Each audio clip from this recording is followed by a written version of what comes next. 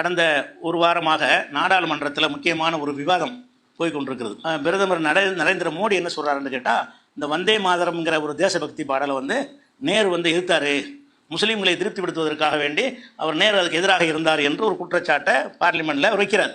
வைக்கும் பொழுது இந்த காங்கிரஸ் தரப்பில் பேசக்கூடிய ஆளுக்கு என்ன செய்கிறாங்கன்னு கேட்டால், ஆமான்னு சொல்ல மாட்டேங்கிறாங்க. அவங்க நாங்கள் வந்தே மாதத்தை எதிர்க்கலை, நேரு அப்படி செய்யலை அப்படின்னு சொல்லி இந்த பெரிய எங்கே பேசுகிறாங்க. ஒரு வரலாறும் தெரியலை. நம்ம இப்போ அந்த நேரு வந்தே மாதரத்தை எதிர்க்கத்தான் செஞ்சார், முஸ்லீம்களுக்காக தான் எதிர்த்தார், அதையும் மாற்றுக்கிறது கிடையாது. அந்த வரலாறு தெரியாமல் மோடி சொன்னது உண்மை. ஆனால் இவங்க என்ன செய்கிறாங்க, அந்த வந்தே மாதரம்ங்கிறத முஸ்லீம்கள் வெறுக்கிறாங்கன்னு தெரிஞ்சுக்கிட்டு நாங்கள் வந்தே மாதரத்துக்கு எதிரான ஆளுக்கு இல்லைன்னு காங்கிரஸ் பதிவு பண்ணுறாங்க. திருந்தலை காங்கிரஸ்.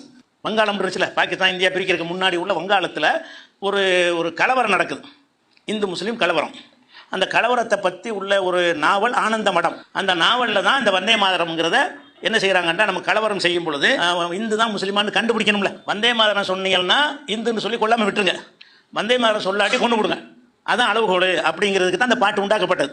அந்த நாவல் பிரபலமான உடனே என்ன ஆகுதுன்னு கேட்டால், இந்த இந்து மகாசபை இவங்களெல்லாம் ஒவ்வொரு நிகழ்ச்சிகள்லையும் அப்போ தேசியம் ஆகலை, நாடு சுதந்திரம் அடையலை, தேசிய கீதம் உருவாகலை, வெள்ளக்காரங்காலத்தில் நடந்து கொண்டு இருக்கிறது. அந்த ஒரு நேரத்தில் என்ன செய்வாங்கன்னு கேட்டால், அவங்களுடைய ஃபங்க்ஷன் நிகழ்ச்சிகள்லாம் இந்த வந்தே மாதரம்ங்கிற ஒரு பாட்டை பாடுவாங்க. அந்த பாடி தேசபக்தியை காட்டுவாங்க.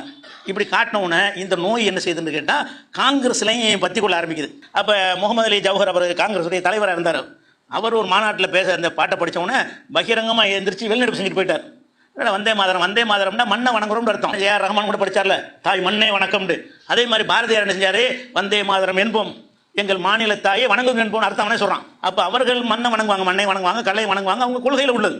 நம்ம அதை போய் மறுக்கல அப்ஜெக்ஷன் பண்ண போகிறதில்ல, நம்ம ஏன் வணங்கணும். அப்போ அதையும் கடுமையாக முஸ்லீம்கள் எதுக்க ஆரம்பிக்கிறாங்க. அது எப்படி நீ வந்தே மாதரம்ங்கிற ஒரு மதத்துடைய கருத்தை சொல்லுது, அதுக்கு பின்னாடி சரஸ்வதி லட்சுமி எல்லாம் வரும். அந்த பாடலில் முழுசும் பார்த்தீங்கன்னு சொன்னால் ஒவ்வொரு அவங்களுடைய தெய்வங்களையா சொல்லி வணங்குற மாதிரி கும்பிட்ற மாதிரி விஷயங்கள் அதில் என்ன செய்யும் முழுமையாக வரும். அதையெல்லாம் சொல்லி முஸ்லீம்கள் எதிர்த்த உடனே தான் நேரு என்ன செய்கிறாருன்னு கேட்டால் ஸ்டாப் பண்ண சொல்கிறார். இதைத்தான் மோடி சொல்கிறார்.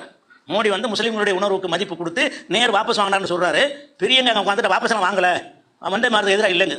எப்படி வரலாறு எந்த அளவுக்கு புரிஞ்சு வச்சுருக்காங்க பாருங்க. அவங்களுடைய பாட்னார் வரலாறு கூட உங்களுக்கு தப்பாக சொல்லப்பட்டிருக்கு. அப்போ வந்தே மாதரத்தை ஆதரிக்கிறாங்கன்னு அர்த்தமாகுது. வந்தே மாதரம்ங்கிறான், நம்மளுக்கு சாரே ஜஹான் சாச்சாங்கிறாங்க. அப்போ ரெண்டுமே கிடையாது அப்படின்னு சொல்லி தான் தாகூர் எழுதின ஜனகணமனம் ஆக்குறாங்க. அப்போ ஜனகணமனன் ஆக்கினதுக்கு பிறகு வந்தே மாதரம் தேசபக்தி பாடல் ஆகுமா? அப்போ ஜனகணமன தனப்பணம் தேசிய கீதம் வச்சிருக்கிறோம், அதில் வந்தே மாதரத்தை திணிக்கிறாரு. அதை இவங்க பேசாமல் ஆதரிக்கிறாங்க. காங்கிரஸ் பார்லிமெண்ட்டில் உட்காந்துக்கிட்டு ஆமாடா நாங்கள் எதுக்கு தான் செய்வோம், ஒரு மதத்தின் கருத்தை திணிக்க மாட்டோம், ஒரு மதத்தை புண்படுத்தக்கூடிய ஒன்றை தேசிய கீதமாக ஏற்றுக்கிற மாட்டோம்னு தானே பேசணும். முஸ்லீம்களுடைய நம்பிக்கைக்கு ஏற்றவாறு பேசாமல் அந்த ஆர்எஸ்எஸ் நம்பிக்கைக்கு ஏற்றவாறு மோடியும் பேசுகிறாரு, காங்கிரஸும் பேசுது பார்லிமெண்ட்டில். அப்போ எந்த ஒரு புரிதலும் இல்லாமல் இருக்கிறாங்கன்னு நம்ம என்ன மாதிரி நமக்கு உதவியாக இருப்பாங்க, ஆதரவாக இருப்பாங்கன்னு தெரியல.